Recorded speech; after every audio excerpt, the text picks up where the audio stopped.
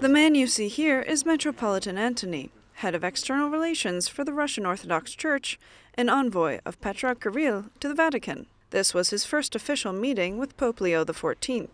Among the topics discussed were the Orthodox Catholic dialogue, with particular focus on current conflicts, such as those in the Middle East and Ukraine. According to a statement from the Moscow Patriarchate, Antonij informed the Pope of what they described as persecution currently faced by Orthodox churches in Ukraine, especially those with links to Russia. Although it was his first face-to-face meeting with the new Pope, Antonij has long since been one of the most visible liaisons between the Russian Church and the Vatican. For example, here he is with Pope Francis in 2022. Also pictured is his visit to Kazakhstan. Initially, it was expected that Patriarch Kirill would attend, but it was ultimately Antonij, who traveled and met privately with Pope Francis.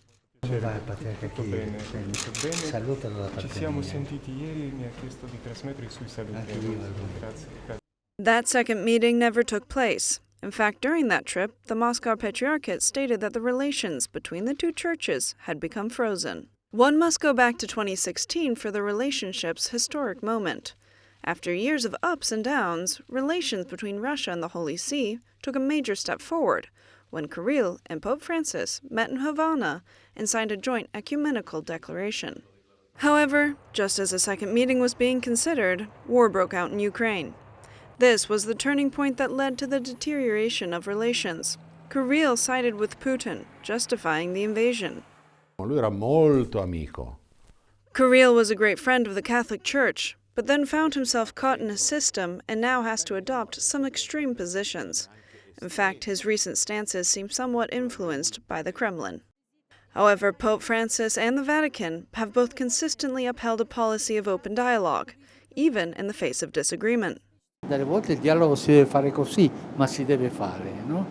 Puzza, ma si deve fare. Sempre un passo avanti. La mano tesa, sempre. Perché dal contrario chiudiamo l'unica porta ragionevole per la pace. Pope Leo XIV has continued this path of dialogue. He has spoken with both Zelensky and Putin. As for Kirill, he sent his congratulations to Pope Leo upon his election. It remains to be seen whether reconciliation will occur. In the meantime, the meeting between Pope Leo XIV and Metropolitan Antonij represents a small step forward. It's actually